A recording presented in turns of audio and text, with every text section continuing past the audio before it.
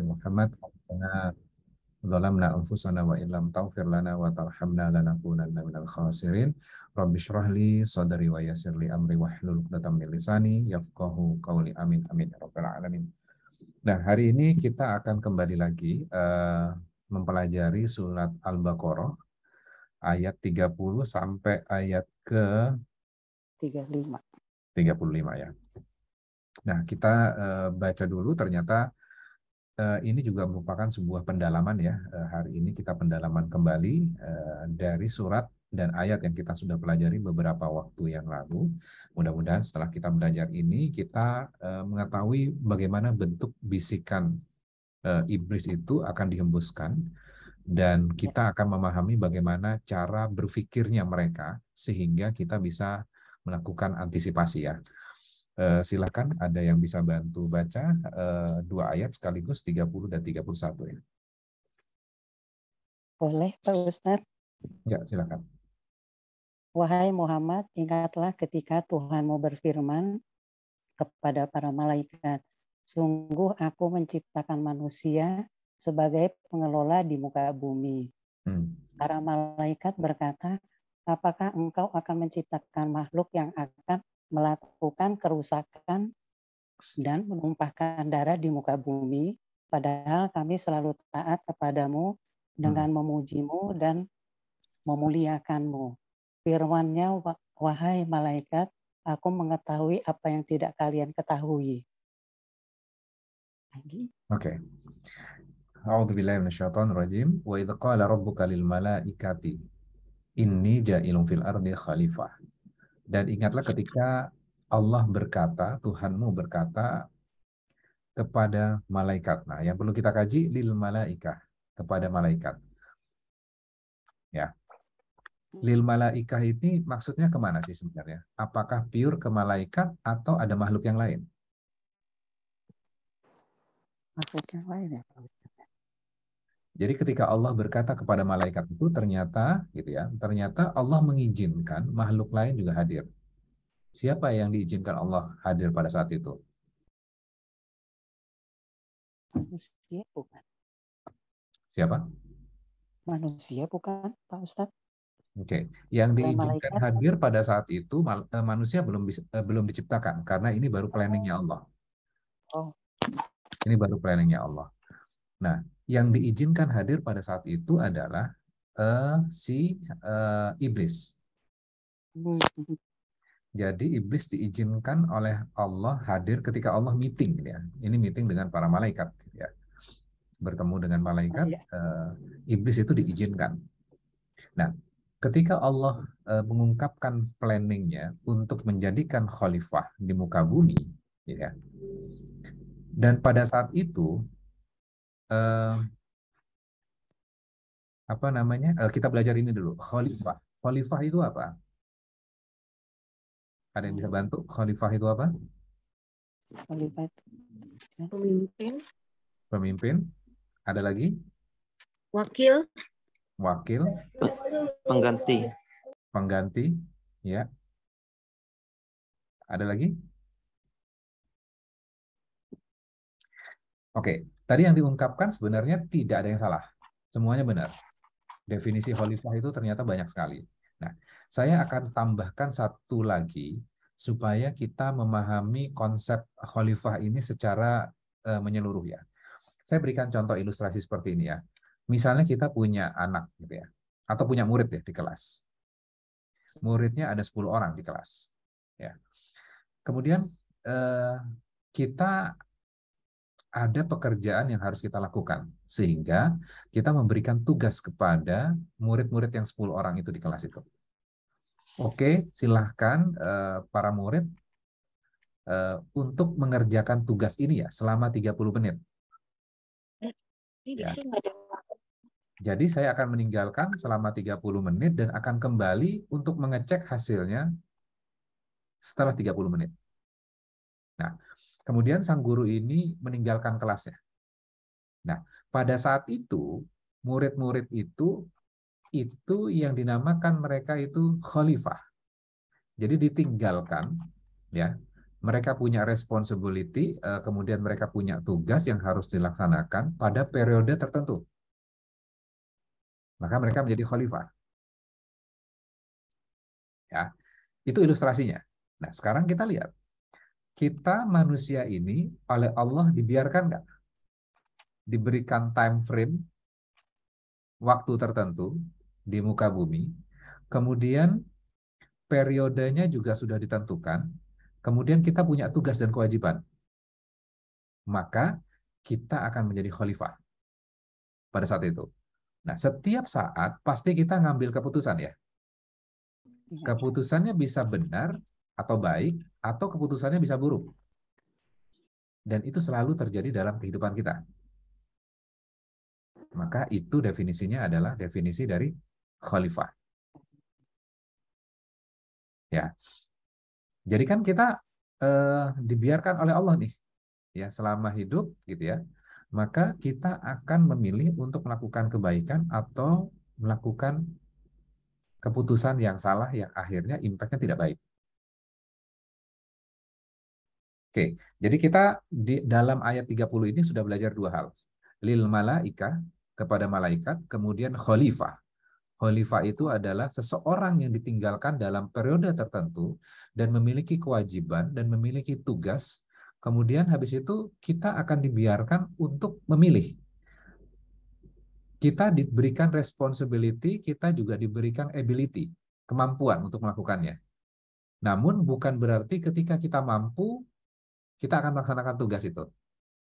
Itu dua hal yang berbeda. Sama dengan misalnya di kelas gitu ya.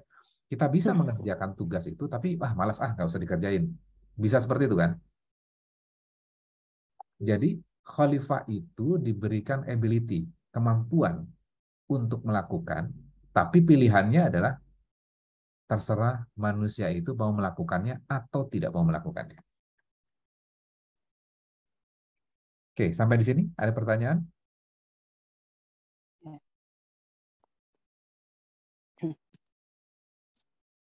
Oke.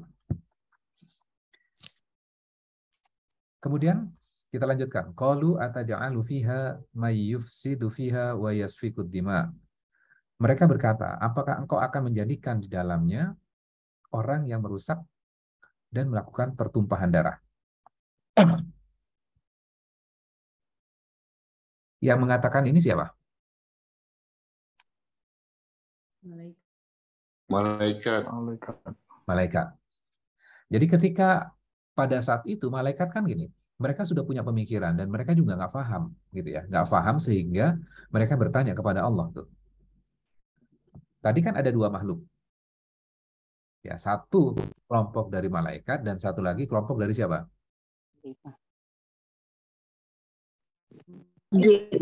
Dari iblis. Ketika malaikat tidak paham terhadap rencananya Allah, maka malaikat bertanya. Iblis diam saja atau bertanya?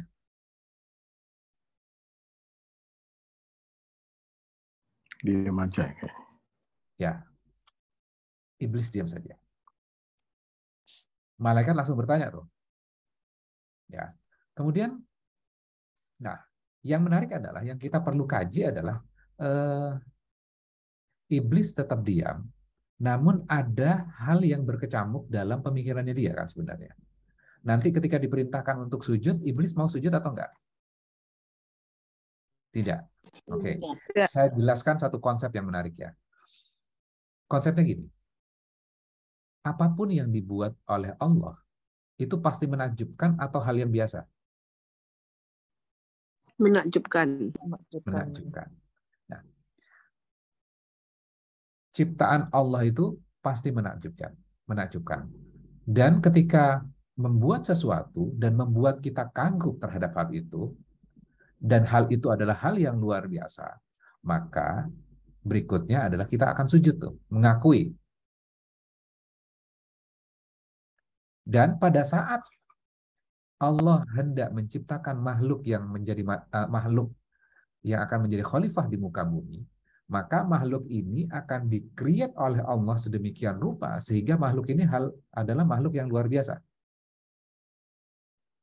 Ya. Kemudian malaikat kan bertanya tuh, apa keistimewaannya?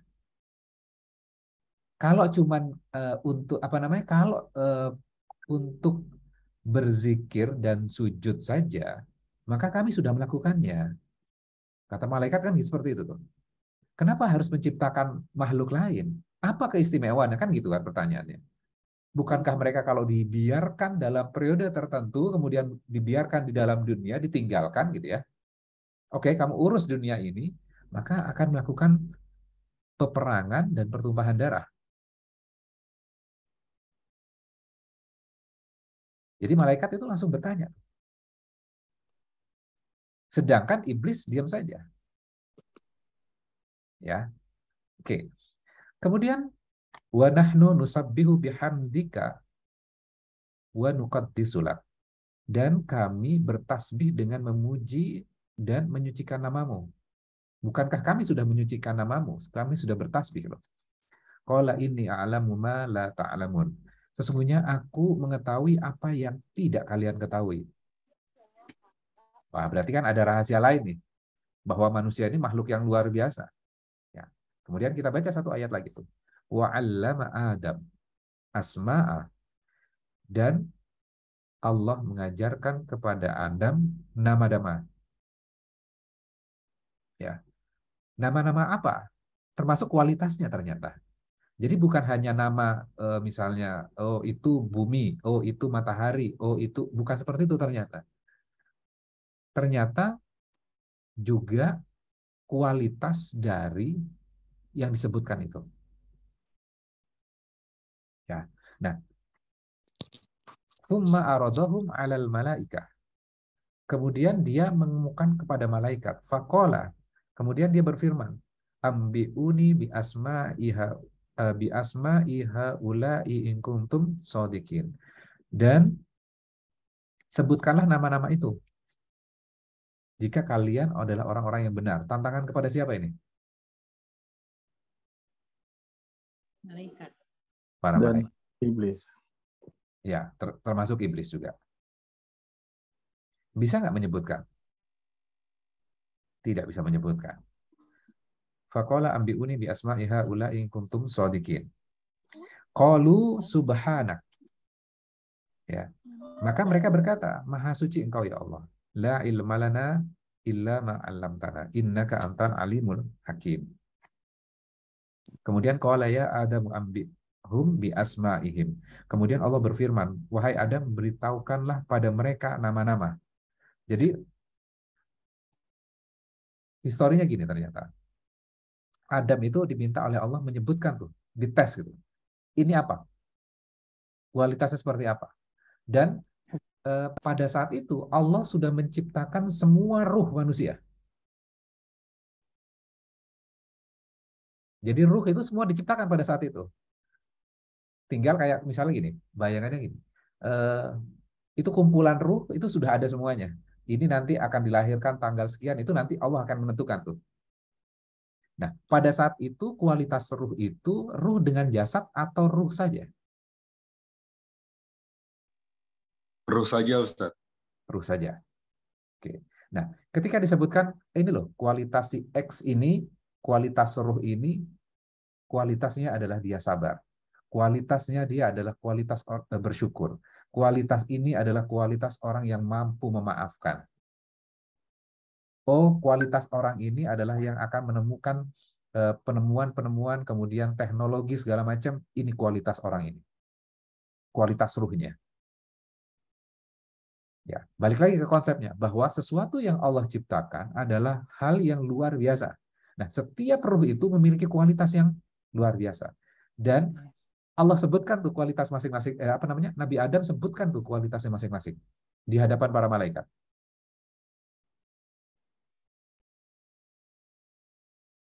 Kualitas orang ini baiknya ini, kualitas ruh ini kualitasnya seperti ini baiknya, dan seterusnya.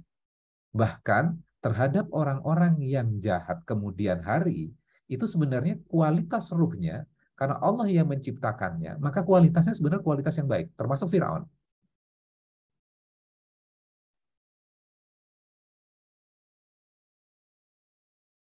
Ya. Jadi setiap ruh yang Allah ciptakan memiliki kualitas yang baik dan bersinar gitu ya. Cuman nanti ketika Allah menciptakan dan melahirkan ruh itu dalam sebuah tubuh, maka dia akan mengambil keputusan memurnikan ruh itu kembali ya, sesuai dengan asalnya, atau dia akan mengambil keputusan yang salah. Kan ditinggalkan kan di muka bumi. Oke, silahkan memilih. Kamu memiliki kapasitas untuk melakukannya. Nah, kayak misal gini, kayak pengenalan gitu ya. Oh, ini ruhnya misalnya, ini ruhnya Didi. Itu kenalan. Halo, saya Didi gitu ya. Dengan kualitasnya gitu. Jadi pada saat itu yang hadir siapa? Kita hadir.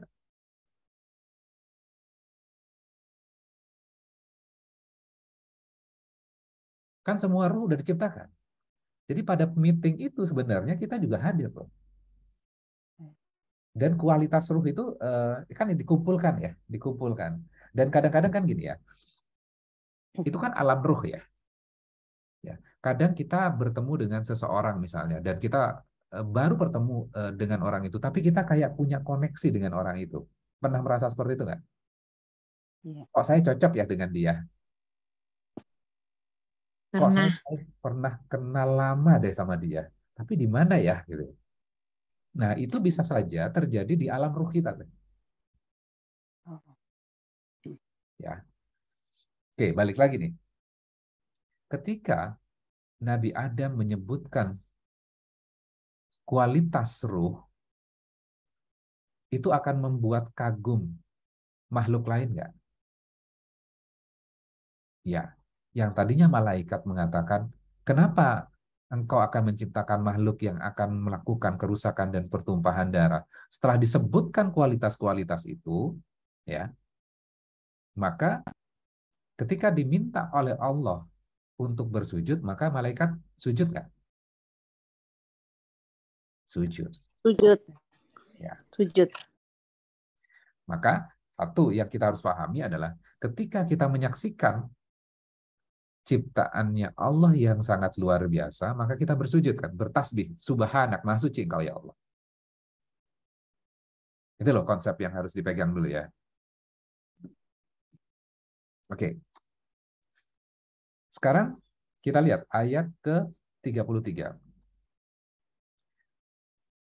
Allah berfirman, wahai Adam, beritahukanlah kepada mereka nama-nama itu. Setelah dia Adam menyebutkan nama-namanya, dia berfirman, bukankah telah aku katakan kepadamu bahwa aku mengetahui rahasia langit dan bumi, dan aku mengetahui apa yang kamu nyatakan dan apa yang kamu sembunyikan. Oke, perhatikan baik-baik di ending di ayat 33 itu. Aku mengetahui apa yang kamu nyatakan dan apa yang kamu sembunyikan. Yang dinyatakan apa?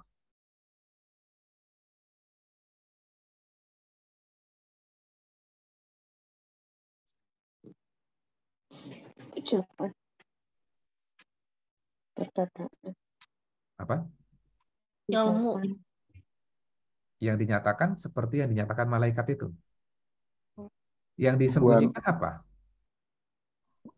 Siapa yang menyembunyikan itu? Allah. Ayo. Iblis. Nah, iblis. Karena ada dua makhluk tuh. Malaikat ketika tidak paham, maka malaikat langsung bertanya tuh. Iblis itu hanya diam saja.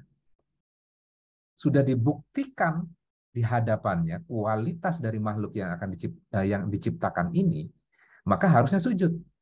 Iblis tetap diam. Diminta untuk sujud, nggak mau. Ya. Kemudian ayat 34. Dan ketika kami berfirman kepada malaikat, sujudlah kamu kepada Adam, maka mereka pun sujud kecuali iblis. Ia menolak dan menyombongkan diri, dan ia termasuk golongan orang-orang yang kafir. Jadi nggak mau ya, iblis nggak mau. Oke, apa yang kita bisa pelajari dari story yang Allah kasih di dalam surat Al-Baqarah ini? Satu, ketika malaikat tidak paham, maka langsung bertanya kepada Allah. Konsul langsung. diskusi langsung dengan Allah. Itu yang harusnya kita lakukan. Ketika kita tidak paham sebuah takdir tertentu atau sesuatu yang kita tidak pahami dalam kehidupan kita, ya udah langsung saja bertanya kepada Allah, ya Allah, kenapa Engkau memberikan ujian yang seperti ini? Saya belum memahami, ya Allah. Harusnya seperti itu. Janganlah seperti iblis, kita diam saja, dan akhirnya apa? Kita itu ketika ada hal yang negatif, kita menyimpan di dalam kepala kita, kemudian akhirnya bersemayam di dalam pikiran kita, kemudian akhirnya menjadi virus di dalam pemikiran kita kan. Dan step berikutnya adalah kita mengembangkan pemikiran terus tuh, dari situ. Dan ujungnya adalah kita membentuk realita dalam pemikiran kita. Seakan-akan itu nyata. Padahal Allah sudah membuktikan pemikiran kita salah loh. Pemikiran kamu iblis salah loh. Aku sudah buktikan nih. Tapi tetap saja dia masih hidup dengan pemikirannya dia. Dan membawa pemikiran itu dalam dunia nyata. Terjadi nggak dalam kehidupan kita seperti itu? Terjadi. Kadang misalnya terhadap seseorang, kita sebenarnya, loh kenapa ya kok dia bersikap seperti itu? Wah dia aja yang rese.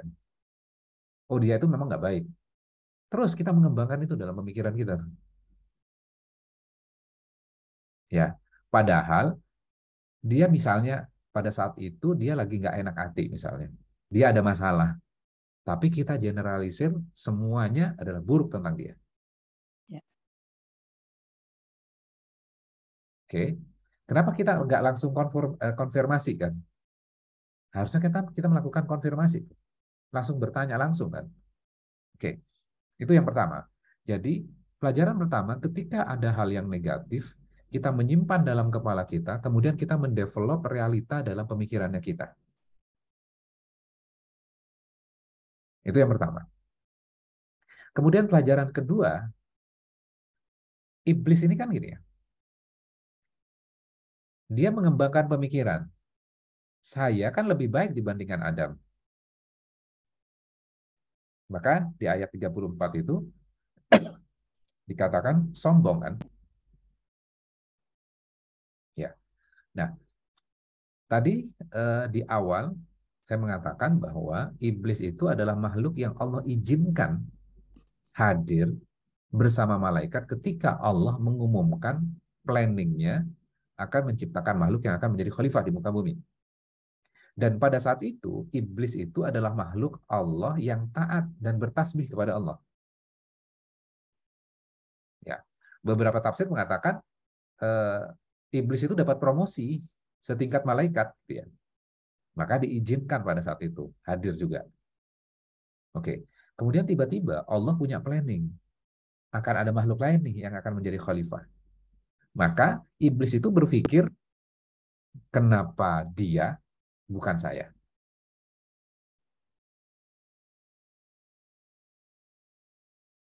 Saya ulang lagi, kenapa dia bukan saya? Nah,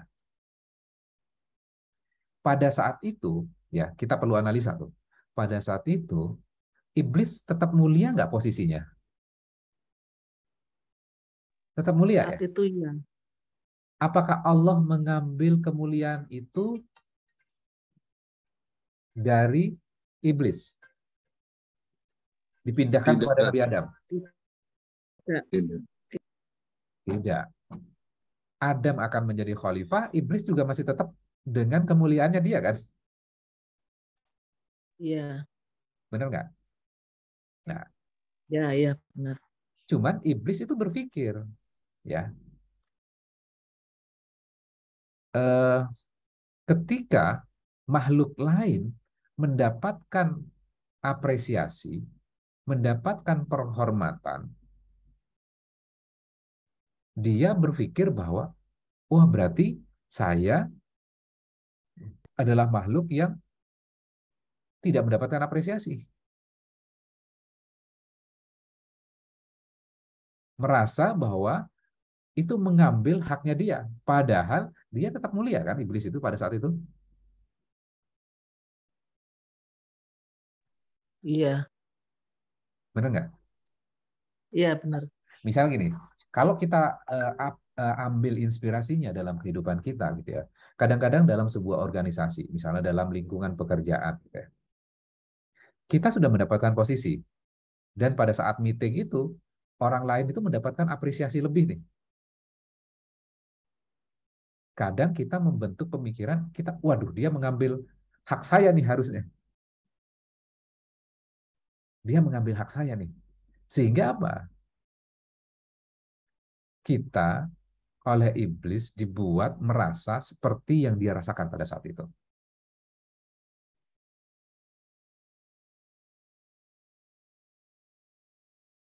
Jadi ternyata ketika kita belajar ini, ternyata ini bukan hanya story biasa saja ya.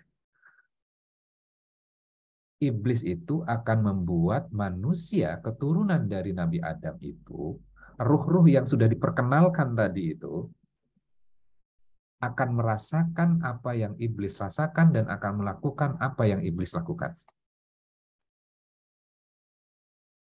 Ya.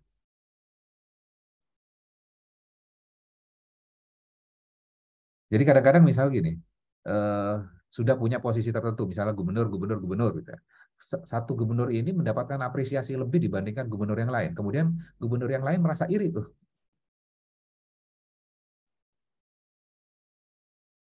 Harusnya saya tuh. Padahal gubernur itu tetap dapat posisi gubernur kan? Ya. Seperti itu. Dalam lingkungan pekerjaan seperti itu juga. Ya. Jadi pelajaran kedua apa? Iblis itu merasa why him, not me. Kenapa dia, bukan saya. Akhirnya pada saat itu mengembangkan yang namanya sifat kesombongan. Saya lebih dibandingkan dia. Harusnya saya yang mendapatkan apresiasi.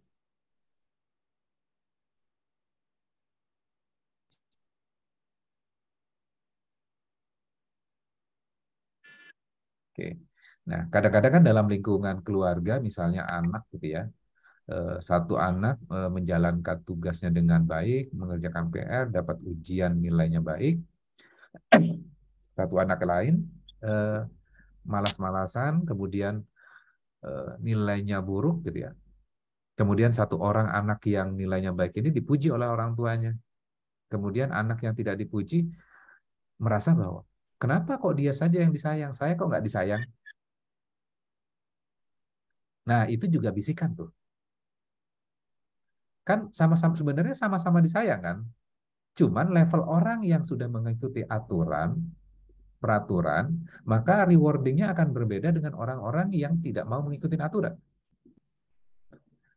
Anak yang baik sama anak yang masih banyak melakukan pelanggaran, pasti treatmentnya beda kan. Treatment yang berbeda itu bukan berarti bahwa tidak sayang kan. Ya. Oke. Sampai di sini ada pertanyaan? Ustadz, Ya. kalau iblis itu tadi diem aja, mestinya diem aja, mungkin dia nggak jadi jahat ya, Ustadz? Maksudnya? Ketika Adam ditunjuk oleh Allah untuk menjadi khalifah di muka bumi, iblis kan tetap dengan kemuliaannya. Ya. Tapi yang membuat dia terperosok kan kemudian dia bertindak, dia action. Ya. Seandainya dia diem aja, mungkin tetap dengan kemuliaannya. Oke. Nah, ini menarik. Kalau dia diem saja, berarti kan akan ada di pikirannya saja kan. Nah, sekarang kita belajar konsep yang apa namanya? Kalau kita masih berpikir melakukan kejahatan, itu sudah mendapatkan ganjaran pahala atau ganjaran dosa atau belum? Belum. Belum. Tapi ketika itu menjadi action, Sudah. maka bisa dikatakan salah kan? Iya. Ya. Nah, kenapa Allah menceritakan hal ini? Ini kan bocoran di alam gaib ya. Benar nggak? Kejadian ini adalah kejadian yang gaib gitu ya. Tertulis di level mahfud. Betul. Jadi kejadian ini adalah kejadian yang sudah terjadi di alam gaib, kemudian Allah ceritakan kepada kita melalui Al-Quran ini, kemudian kita supaya mengambil pelajaran kan. Ya. Jadi kan kalau kita lihat pemikirannya tadi Mas Elo ya, malaikat ketika tidak paham maka bertanya kepada Allah langsung. Dan Allah jawab tuh. Ketika Allah jawab maka mengatakan subhanak, maha suci engkau ya Allah. Ketika iblis dia diam saja. Maka di dalam ayat 30 berapa tuh? 33 dikatakan aku mengetahui apa yang kamu nyatakan. Yang malaikat katakan. Dan aku juga mengetahui apa yang kamu sembunyikan. Yang disembunyikan oleh siapa? Iblis tuh. Iblis. Allah kan maha tahu. Gitu ya. Jadi Allah tahu tuh. Nah, terus habis itu ketika Allah memerintahkan untuk kamu sujud kepada Adam, ini karena Allah loh, bukan karena masalah Adamnya sebenarnya kan sebenarnya. Benar nggak? Maka kamu harusnya sujud dong, karena Allah yang memerintahkan itu. Iya. Dan Allah membuat makhluk yang bernama manusia itu hal yang luar biasa. Ruhnya itu Allah loh yang menciptakan ruhnya. Kualitasnya juga kualitas yang luar biasa. Maka kamu harusnya sujud. Namun iblis nggak mau sujud. Sudah action kan berarti itu. Iya. Actionnya adalah nggak mau sujud. Maka kena panis tuh. Oke, kalau seperti itu nggak ada tempat buat kamu di dalam surga. Jadi kualitas kesombongan itu ketika ada di hati maka nggak layak di dalam surga tuh. Kira-kira gitu Mas Elo. Jadi kalau diam saja ya harusnya sih aman ya. Tapi mereka ketika diperintahkan ternyata actionnya seperti itu tuh. Jadi nggak mau sujud. Baik, Ustaz. Oke. Nah, oke. Poin berikutnya nih penting juga. Kita sudah paham tadi bahwa setiap kualitas yang Allah ciptakan, kualitas ruh itu adalah kualitas yang luar biasa. Bahkan orang-orang yang jahat itu sebenarnya di dalam ruhnya itu kualitasnya kualitas yang baik. Cuman tergantung orang itu dia mau ngambil keputusan yang baik sebagai khalifah di muka bumi atau dia mengambil keputusan yang buruk. Ya. Mau taatkah atau tidak mau taat? Mau sholatkah atau tidak mau sholat? Mau sedekah atau tidak mau sedekah? Terserah, gitu ya. Decision-nya adalah di dalam diri kita. Sama analogi yang saya berikan di awal tadi, ketika di dalam kelas, gitu ya, disuruh mengerjakan tugas, ada murid yang dia main di dalam kelas, dan dia nyuekin tugas sama sekali, dia tidak mau mengerjakan, ada anak yang dia fokus mengerjakan tugasnya. Ketika gurunya balik ke dalam kelas, gitu ya, maka gurunya akan memberikan apresiasi kepada siapa? Anak yang mengerjakan tugas dengan baik. Nah, sama kita di dalam dunia ini, Allah biarkan nih, udah ngambil keputusan. Kamu khalifah, mutusin yang mana? Ada kejadian ini, kamu mutusin yang mana? Kejadian ini, kamu ngambil keputusan yang mana? Nah, pertanyaannya, apakah kita akan selalu membuat keputusan yang benar? Enggak. Tidak. Nah, kalau seperti itu, tempat kita akan di surga atau neraka? Pertanyaan berikutnya kan seperti itu. Nah, sebenarnya gini konsepnya. Bahwa kita itu pasti akan melakukan kesalahan, udah pasti. Tidak mungkin 100% kita akan mengambil keputusan yang benar terus. Pasti dalam kehidupan kita akan melakukan sebuah kesalahan. Sepanjang diri kita, ya, ketika salah, kemudian konsisten, koreksi lagi, balik lagi ke tracknya, kemudian ngambil keputusan yang benar lagi, kemudian suatu saat kita ngambil keputusan yang salah, kemudian kita koreksi kembali, terus seperti itu, maka nanti Allah akan maafkan kesalahan-kesalahan kita dan Allah akan hadiahkan surga. Jadi tetap kalau misalnya berulang-ulang melakukan, Allah tetap memaafkan ya Pak Ustadz ya? Iya. Nanti iblis akan membisikkan, udahlah kamu nggak mungkin dimaafkan. Masa udah melakukan kesalahan kayak gitu, kamu nggak pantas tuh datang ke masjid, nggak pantas kamu kumpul sama ibu-ibu pengajian, nggak pantas kamu itu ke masjid. Itu yang akan dibisikkan. Ya, oke, balik lagi. Ruh berarti setiap ruh kualitasnya baik, benar nggak? Berarti kalau Allah turunkan, misalnya diciptakan makhluk yang bernama misalnya, ya ambil contoh misalnya Mas Arief, kemudian akan dilahirkan, kemudian ruh itu dimasukkan ke dalam tubuhnya, maka sebenarnya kualitasnya kualitas baik. Nah, ketika kita memahami konsep ini, maka kita akan melihat setiap orang akan berbeda nggak?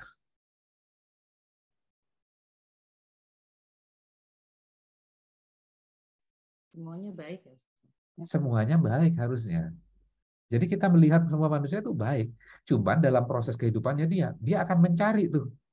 Kadang kita lihat ya dalam sejarah misalnya ya, histori-histori orang-orang gitu ya.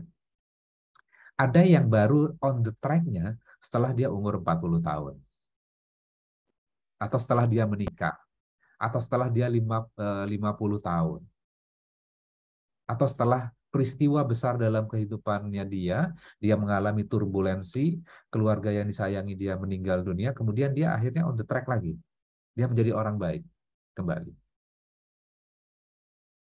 Ya. Jadi cara pandang kita ketika kita belajar di dalam surat Al-Baqarah ini, Allah, malaikat saja sujud loh terhadap setiap ruh itu. Masa kita, ya, masa diri kita menilai ciptaannya Allah itu kita tidak apresiasi. Harusnya kan tadi sujud ya. Sujud artinya menghormati kan. Masa kita nggak menghormati orang lain?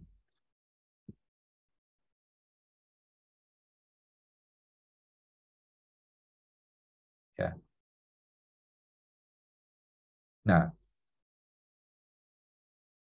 setiap orang itu harusnya tugasnya apa? Mencari kualitas terbaik dalam ruh yang Allah titipkan di dalam jasad kita itu.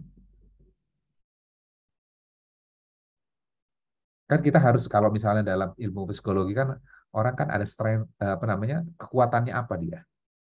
Nah, ruh yang dititipkan oleh Allah itu setiap orang berbeda-beda kan kualitasnya. Kualitas kebaikannya ini ada orang yang sangat dermawan, ada orang yang sangat peduli dengan orang lain, ada orang yang empatinya luar biasa, ada orang yang sabarnya itu luar biasa gitu. Beda-beda tuh. Maka setiap orang itu punya tugas apa? Mencari sebenarnya kelebihannya ruhnya dia apa, fokusnya ke sana tuh.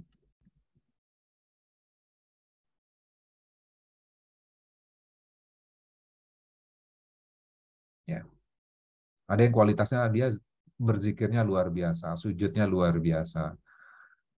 Ya, kalau kita misalnya, aduh kayaknya saya berat di situ. Apa ya kualitas diri saya? Oh, ternyata kita rajin membantu orang lain. Maka fokus di situ. Perbaiki gitu. Tingkatkan kualitas itu. Maka yang lain akan ngikutin sebenarnya kan. Kan nggak mungkin misalnya kualitas kita sama misalnya kiai tertentu.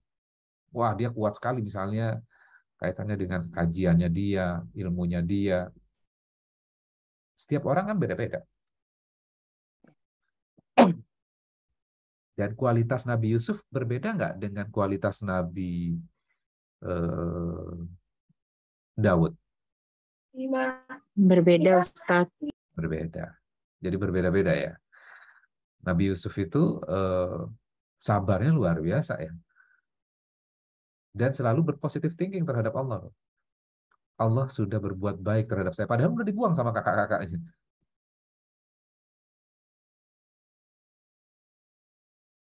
Oke.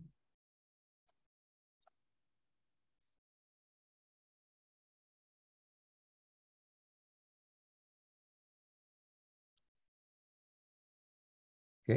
Sampai di sini ada pertanyaan? Assalamualaikum, Ustaz. Ya, Izin Waalaikumsalam bertanya. warahmatullahi wabarakatuh. Ya, Mas Sigit. Ketika momen di mana tadi diceritakan bahwa iblis itu sebelumnya menyembah dan bertasbih kepada Allah Subhanahu wa taala. Kemudian ketika diberikan perintah Allah untuk menyembah Nabi Adam, iblis mengambil keputusan untuk tidak mengikuti perintah Allah. Bagaimana ketika di akhir zaman, Ustaz, nasib para iblis ini? Sementara ada catatan sebelumnya bahwa ada cerita sebelumnya bahwa dia menyembah dan bertasbih kepada Allah. Oke. Itu Kalau kepada pertanyaan, Nabi, Ustaz. ya, oke. Kalau kepada Nabi Adamnya tidak menyembah ya, tapi sujud itu artinya maknanya adalah hormat sebenarnya. Iya, maksudnya sujud, Ustaz. Ya. Terima kasih. Oke. Gimana nasibnya iblis gitu ya? Kan sebelumnya sudah menjadi makhluk yang taat kan? Di ending kehidupannya akan seperti apa? Kan gini, logikanya kan sebenarnya Iya. simpelnya kan gini ya.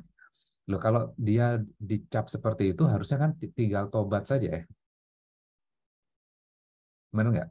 Tinggal tobat kepada Allah, memperbaiki kesalahan, harusnya udah selesai kan urusannya. Namun ternyata iblis, coba dibuka surat Al-A'raf ya. Saya bukain ya. Surat Al-A'raf. Al-A'raf itu surat ke berapa? 7 kalau nggak salah. Ya. Ayatnya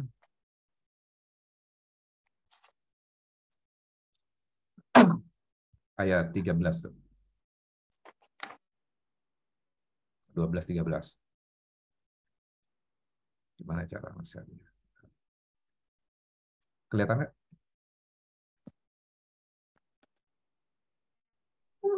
Kelihatan, Ustaz. Ya.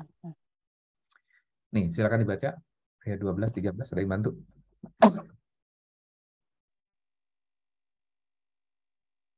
Langsung terjemahannya boleh?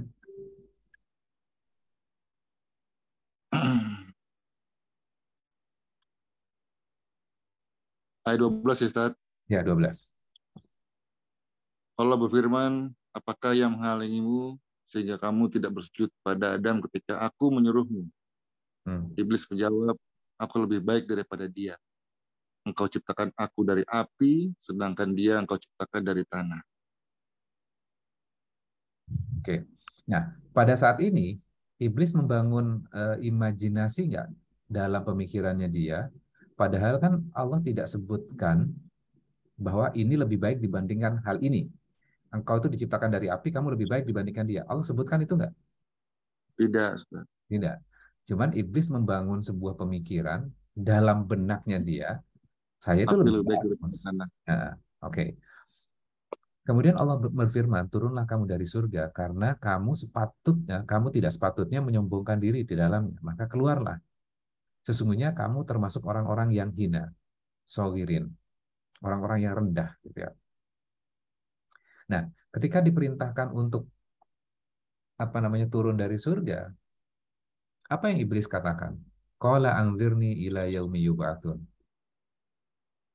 Berilah tangguhlah kepada saya sampai waktu mereka dibangkitkan. Kasih waktu saya sampai hari mereka dibangkitkan. Kemudian Allah mengatakan qala innaka minal mundharin. Oke, kalau seperti itu yang kamu minta, aku akan berikan penangguhan. Qala fabima awaitani la aqudanna lahum siratal mustaqim. Iblis menjawab, karena engkau telah menghukum saya tersesat. Nih. Qala fabima awaitani la aqudanna lahum siratal mustaqim. Karena engkau telah menghukum saya tersesat. Siapa yang disalahkan iblis pada saat ini? Nih. Allah. Allah. Ya. Karena engkau telah menghukum saya tersesat. Berarti yang disalahkan adalah Allah. Kalau nggak ada peristiwa itu kan saya masih tetap di surga, saya tetap menjadi orang baik. Kan logikanya yang seperti itu tuh. Berarti karena engkau ya Allah.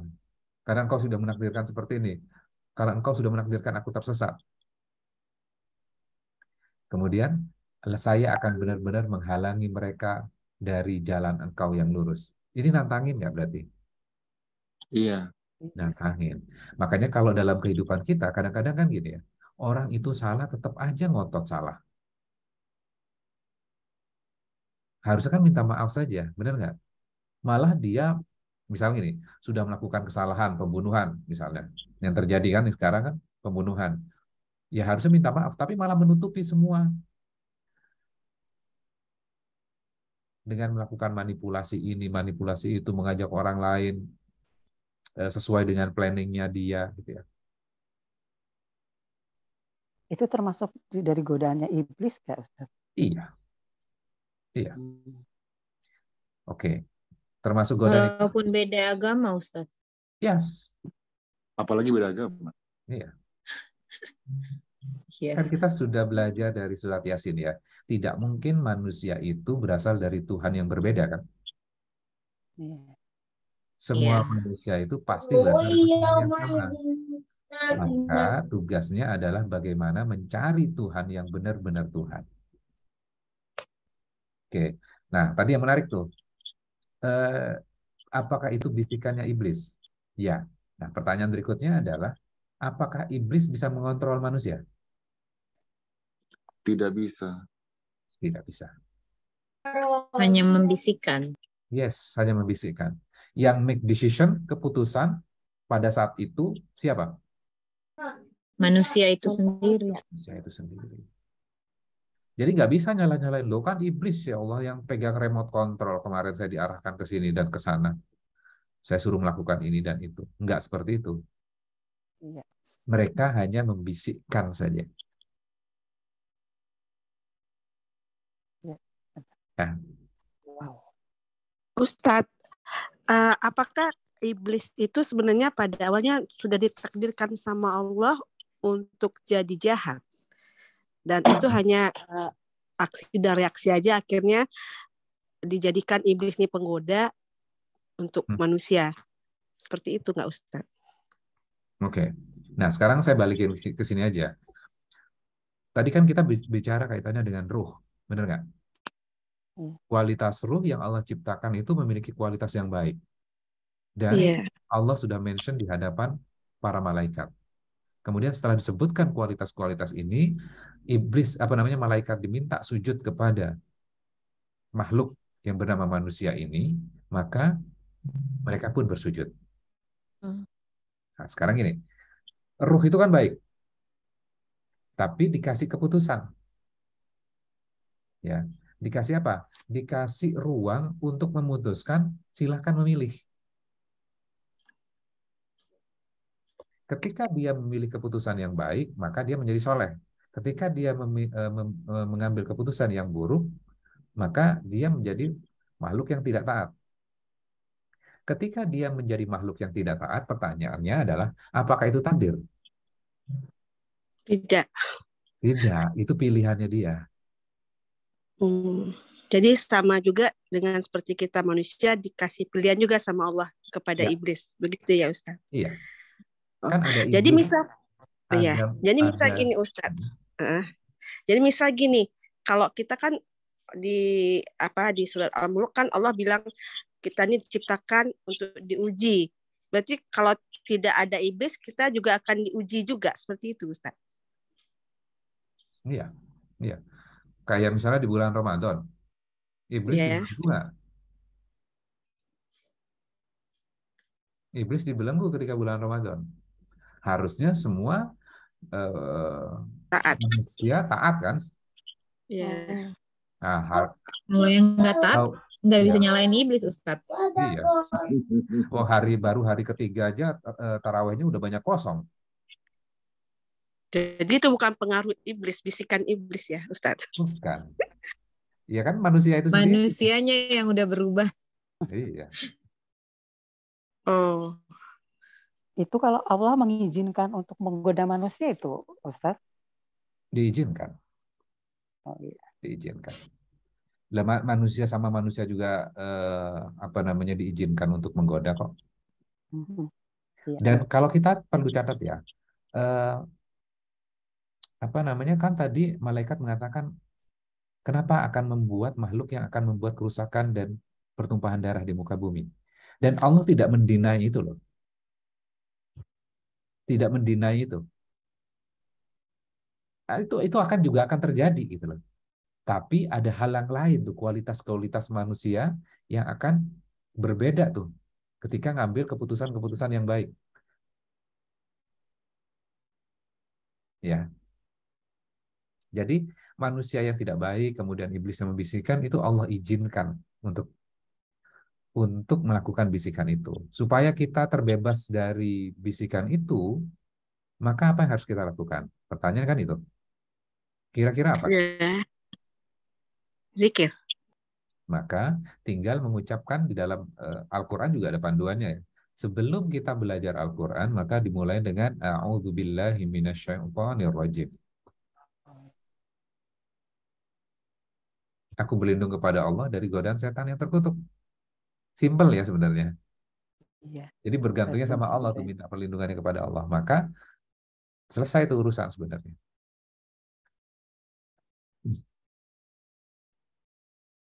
Iya ya, baru mikir. Gitu Bu Herni. Iya, terima kasih Pak Ustadz. Ya. Dan yang kita pelajari ini memang bagian awal di dalam juz ke-1 ya, surat Al-Baqarah. Cuman kadang-kadang kan kita tidak mendalami ya ayat-ayat ini, sehingga kadang-kadang kan kita sudah mendevelop pemikiran dan pertanyaan yang kritis, tapi kita tidak mendapatkan jawabannya itu berdasarkan Al-Quran. Sehingga kan kadang-kadang kita masih bingung ya. Iya, kayak kurang puas gitu Pak Ustadz, karena kok nggak sesuai dengan jawaban yang kita inginkan gitu. Ya. Ya. Ya, jawabannya Allah sudah jawab tuh sebenarnya di dalam Al-Quran semuanya. Iya. Ya. Jadi Al-Quran itu menjawab semua pertanyaan yang esensial ya. Kalau misalnya besok nanti apa ada kecelakaan atau enggak, katanya Al-Quran bisa menjawab semuanya. Hal yang esensial, yang penting-penting saja ya. Oke? Iya. Pak Ustadz, itu pemikiran itu sama dengan prasangka kan? Ya. Ya. Itu tadi yang 3 hal itu setiap pemikiran atau prasangka kita, kalau misalnya kita tidak bertanya kepada Allah, mungkin itu seperti berdoa ya Pak Ustadz ya. Itu akan menghasilkan developer ke arah pemikiran yang negatif. Itu akan selalu seperti itu. Ya. Ya. Misalnya gini contohnya ya. Kadang-kadang kan kita berdoa nih ya. Ya Allah, limpahkan rezeki yang banyak kepada saya. Ya Allah, pengen haji misalnya. Ya Allah, pengen rumah misalnya. Kemudian udah berdoa. Kemudian setelah saya berdoa, kita itu berpikir gini, aduh, gaji kan ini masih UMR, masih 5 jutaan. Rumah sekarang harganya 700-800 juta. Kayaknya nggak mungkin deh bisa beli rumah. Dalam kehidupan saya ini saya nggak mungkin kayaknya bisa beli rumah. Nah, ketika kita berpikir seperti itu sudah menggagalkan doa kita sendiri nggak berarti? Iya. Iya, itu. Sudah bersangka buruk duluan ya Ustaz. Ya. Kan harusnya kan kita membangun sebuah pemikiran, Engkau yang mengatur semua rezeki ya Allah. Sekarang memang ini 5 juta, tapi saya yakin Engkau yang mengatur rezeki sehingga saya bisa mendapatkan rumah itu. Kan harusnya seperti itu pemikirannya kan. Iya. Kita sudah berdoa, tapi pemikiran kita membatalkan doa kita. Doa yang dikabulkan, doa yang sadar kan sebenarnya. Iya. Kadang-kadang kan doa misalnya Allahumma inna nas'aluka salamatan fid din wa afiyatan fil jasad wa zin. Tapi kita nggak sadar sebenarnya apa yang sedang dibaca. Iya. Ya. Nah, kita itu kan keseharian kita kan berpikir, kemudian merasakan. Ya. Nah, kemudian akhirnya kita mendevelop sesuatu. Nah, kadang-kadang itu sebenarnya adalah wujud dari doa-doa kita. Waduh, nanti saya perasaannya nggak enak. Ini ada kecelakaan nih, ada kecelakaan. Ya kejadian benar. Itu termasuk kekuatan pikiran nggak sih Ustaz yang sering dibahas terakhir nih? Dream book, kekuatan pikiran. Agak beda ya, agak beda. Jadi berarti ucapan itu termasuk doa ya Pak Ustadz? Betul, doa, betul. Jadi berarti ucapannya yang baik-baik aja ya Pak Ustadz ya. Yes. Ya. Sip. Jadi kalau kita berpikir mendevelop sesuatu ke arah negatif, itu apa termasuk dari gangguan iblis juga itu, Ustaz? Apa itu memang bawaan dari diri sendiri atau ada pengaruh dari iblis? Ya. Yang pertama, perannya satu, pasti kita punya pemikiran. Dan Allah anugerahkan pemikiran itu terhadap diri kita. Kita bisa memikirkan hal positif atau memikirkan hal yang negatif. Jadi perannya adalah satu, ya diri kita sendiri. Kemudian yang kedua, yang suka gosok-gosokin itu ya iblis itu. Jadi tidak selalu iblis yang pemeran utamanya ya Ustadz ya? Iya, dua-duanya. Diri kita dan iblis. Misalnya gini, contohnya misalnya, yang terjadi banyak di kasus kriminal misalnya. Misalnya suami istri. Kemudian ketahuan istrinya selingkuh misalnya. Suaminya salah nggak pada saat itu? Ya selingkuh. Belum tentu. Belum tentu. Wah ini langsung ribut. Belum tentu. Ini pro istri atau pro suami? Biasa. Oke. Nah yang contohnya luar biasa. Ya, oke. Nah pada saat perselingkuhan itu yang salah kan sebenarnya istrinya. Apapun reasonnya salah kan? Iya. Oke. Ketika ketahuan dan menemukan dan kelihatan di depan mata, biasanya yang terjadi adalah emosional kan suaminya? Iya. Biasanya langsung ke dapur, ambil pisau, kemudian dihunuskan. Oke. Pada saat itu ada peran emosional kecemburuan nggak? Iya, merasa pasti. Dilecehkan, ada. Merasa dihina, merasa dihianati? Pasti. Ya. Nah, pada momen itu iblis juga bisikin, masa kamu mau dilecehkan seperti itu?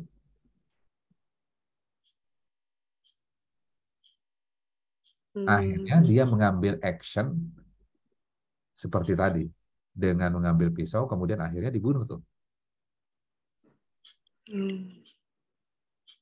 Ya. Jadi iblis mempergunakan kekuatan pikiran kita yang negatif berarti ya Ustaz. Tambahin pembisikkan. Nah, ya. Ya. Nah, kan kita sudah belajar di surat Yunus ya waktu itu ya. Ya ayuhan nas qad ja'atkum mau'izatum mir rabbikum wa syifaa'un lima fis sudur wa hudaw wa rahmatul lil mu'minin. Ada kata syifa di situ. Kita sudah belajar syafa, sesuatu yang melebihi batas normalnya. Jadi sesuatu emosi yang ada dalam diri kita asal dalam batasan normal itu nggak masalah. Cemburu itu hal yang normal. Ya, tapi kalau melebihi ambang batasnya secara konsisten dalam periode yang lama itu akan menimbulkan penyakit. Was-was itu ketika dalam kadar tertentu itu wajar, tapi ketika melewati batas tertentu dalam periode yang panjang akan menimbulkan penyakit ya. Ya, anxiety itu akan menimbulkan penyakit. Ya. Maka Al-Qur'an itu akan menyembuhkan. Apakah langsung menyembuhkan mahnya? Enggak. Yang akan disembuhkan adalah emosional itu dibalikkan kondisi normalnya. Ketika balik ke kondisi normal, tubuh itu akan balik ke kondisi normal kembali. Maka cemburu, marah, segala macam itu, kenapa harus balik kepada Al-Quran? Supaya balik ke kondisi normalnya.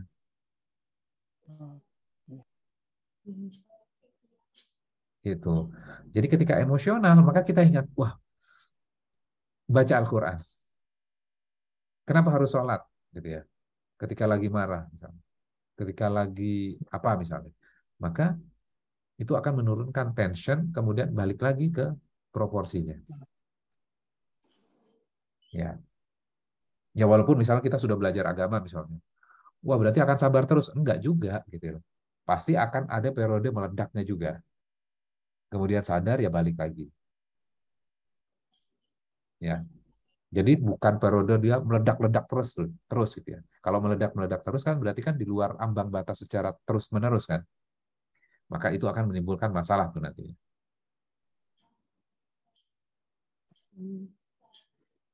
Ya. Ada lagi?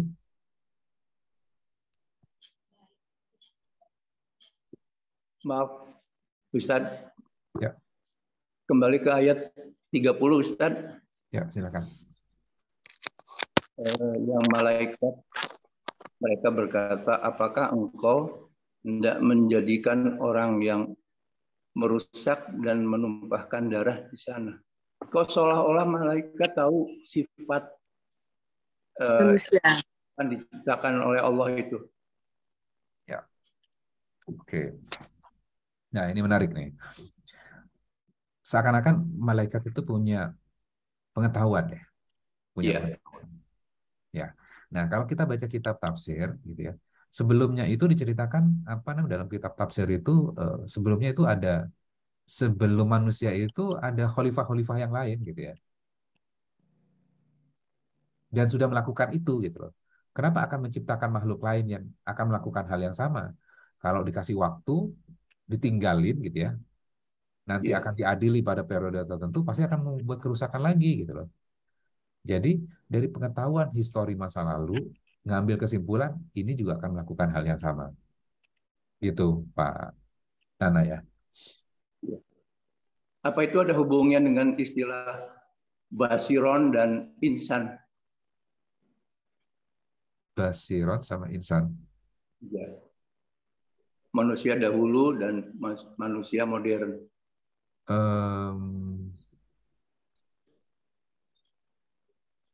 Bentar. Enggak ada ya? Enggak sih, tidak.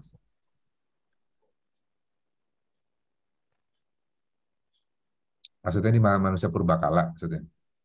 Iya, ada sebutan. Anda hafal dok, Ustadz ya, di Al-Quran itu ada Allah mengatakan basir, basiron, dan ada Allah menyebut insan tuh insan. Iya, beda itu. Beda. Ya. Terima kasih. Basar itu kan badan kasar ya, insan nanti. Nah. Ya. Oke. Ustadz, satu lagi mau nanya. Kan katanya Nabi Adam sama Siti Hawa itu diturunkan ke bumi karena digoda sama iblis waktu di surga. Bukannya nantinya Adam memang akan diciptakan buat ke dunia, tapi kenapa harus ditunggu digoda iblis baru dimasukkan ke dunia sama Allah? Oke. Pertanyaan menarik lagi tuh. Sebelumnya kita pernah kaji hal itu ya. Oke, kalau kita kaji ayat 30. Wa idz qala rabbuka lil malaikati inni ja'ilun fil ardi khalifah. Ya. Ketika Allah membuat planning ini, planningnya buat di surga atau di dalam bumi? Untuk di bumi. Di bumi kan? Fil ardi Yeah. kan? Di dalam bumi. Fil ardi berarti di dalam bumi. Oke. Kemudian kita baca ayat 35 tuh.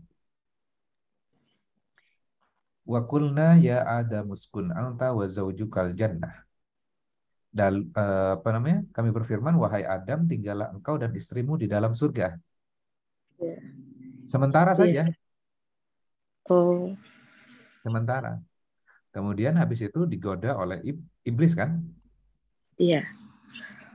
Digoda oleh iblis untuk memakan hal yang dilarang oleh Allah. Ya. Dan hal yang dilarang itu satu jenis pohon saja. Padahal di dalam surga itu jenis pohon banyak atau sedikit? Banyak. Banyak. Yang dilarang hanya satu jenis pohon saja. Bayangkan surga itu seluas langit dan bumi. Ya. Semuanya halal, yang haram cuma satu jenis pohon saja. Harusnya ya mencari yang haram itu sulit. Benar nggak? Ya. Cuman iblis akan membisikkan yang terngiang-ngiang di hadapan kita ada sesuatu yang haram tadi. Dan mengabaikan yang sudah dihalalkan. Ya. Gitu. Nah, jadi planningnya adalah di dalam dunia, sementara tinggal di dalam surga. Oke. Nanti kamu akan menjadi khalifah di muka bumi, kemudian sekarang di surga, di situ ada iblis, iblis membisikkan kepada Adam dan Hawa, kemudian akhirnya melanggar, kemudian setelah melanggar, Nabi Adam dan istrinya itu diajarkan oleh Allah sebuah kalimat. Kalimatnya apa? Rabbana zalamna anfusana wa illam taghfir lana wa tarhamna lanakunanna minal khasirin. Ya Allah, kami yang zalim terhadap diri kami sendiri. Ketika melakukan kesalahan, yang mereka salahkan adalah diri mereka sendiri. Padahal kan bisa aja, ya planningnya engkau kan, aku akan diturunkan ke dunia ya Allah. Dan pada saat itu kan aku nggak hadir saat engkau mengumumkan hal itu kan. Iya. Yang hadir hanya malaikat tuh.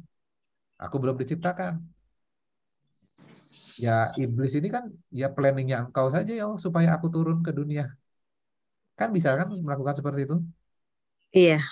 Nah, Nabi Adam take responsibility, Rabbana zalamna anfusana. Ya Allah, saya yang salah ya Allah. Nah, ketika mengucapkan kalimat itu, Nabi Adam diterima nggak tobatnya? Diterima. Diterima. Jadi, nah kalau kita lihat kronologis ceritanya, kita kan bisa ngambil sebuah inspirasinya. Oke, kamu di dalam surga akan melakukan melakukan kesalahan, kemudian kamu bertobat pada saat itu. Oke, kamu turun ke dunia, kamu udah siap menjadi khalifah. Oh, jadi berarti bukan karena ada godaan dari iblis dia turun, tapi memang udah ditakdirkan untuk menjadi khalifah gitu ya Ustadz ya? Iya. Ada kejadian atau tidak ada kejadian itu, ya akan menjadi khalifah di muka bumi. Cuman alasan dipercepat dengan ada hal seperti itu. Betul. Betul. Baik. Oke, terima kasih Ustadz. Ya. Nah, ini harusnya diskusi ini harusnya pas saat usia-usia awal kita ya. SMP gitu ya. SMA. Kita masih belum kepikir ya Pak Ustadz begitu. Ya. Lebih baik terlambat daripada tidak sama sekali. Ya. Kalau dulu kita concern cara wudhu, mazhab, kunut atau enggak kunut gitu, bacaan apa. Ya itu bagus semuanya gitu ya.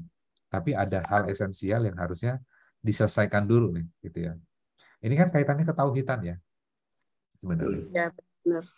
Sejarah pertama kali manusia, tujuannya apa gitu ya. Dan bagaimana cara kita melihat yang namanya manusia-manusia lain yang jahat-jahat itu, sebenarnya mereka baik loh sebenarnya karakternya. Karakter ruhnya ya.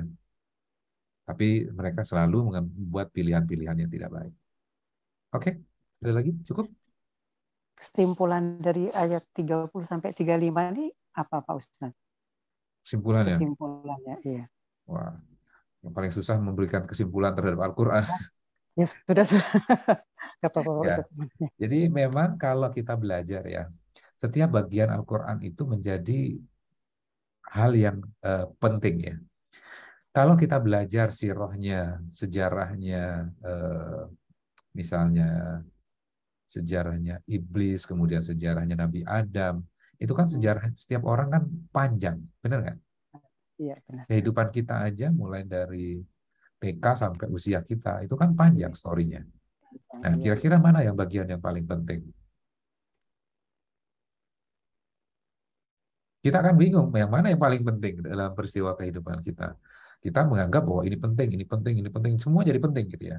Nah, ketika kita belajar Al-Quran tentang kisah peristiwa Nabi Adam dengan malaikat, kemudian dengan iblis gitu ya, Allah memberikan dari beberapa ayat untuk kita mengambil pelajaran, gitu ya, pelajaran.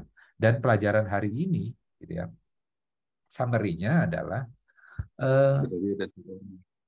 kita bisa belajar bagaimana karakter dari malaikat ketika melihat planning-nya Allah. Ketika tidak paham terhadap sesuatu, maka kita bisa berdialog langsung dengan Allah. Nah, itu yang harus kita biasakan tuh. Ketika kita nggak paham, ya Allah, ini kok kenapa kejadian seperti ini terulang lagi ya Allah? Kenapa? Gitu ya. Fahamkan saya ya Allah. Nanti Allah akan kasih paham tuh. Oh iya, subhanak, maha suci engkau ya Allah. Kita lanjutkan sujud kita. Kita lanjutkan zikir kita tuh. Ya. Setelah, oh iya, Allah udah buktikan nih. Gitu ya. Nah, jangan kita mendevelop seperti yang iblis lakukan. Diam, Habis itu gerundel, kenapa sih Allah ini? Wah, kenapa sih Allah ini? Kan beda tuh. Iya, iya. Allah nggak sayang nih sama saya. Kenapa kejadian ini lagi? Kenapa Allah izinkan kejadian seperti ini?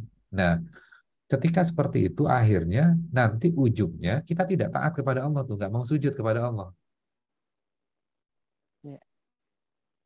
Sujud kepada Allah itu kan ikut perintah juga kan sebenarnya. Kan perintahnya Allah itu kan, sujudlah kamu kepada Adam. Itu perintah loh. Perintahnya Allah, sujud kamu. Gitu kan. Jadi ketika kita mendevelop pemikiran yang disembunyikan, itu kan disembunyikan, benar nggak? Iya. Kemudian habis itu iblis tambah membisikkan lagi, makin rusak tuh. Jadi virus dalam diri kita. Ketika jadi virus dalam diri kita, akhirnya kita tidak baik tuh. Ketika kita tidak baik, nantinya kita nggak mau taat. Islam sih Islam, tapi sholatnya bolong-bolong. Taat sih taat. Apa namanya? Islam sih Islam, tapi nggak taat kepada Allah. Perintahnya Allah dilanggar.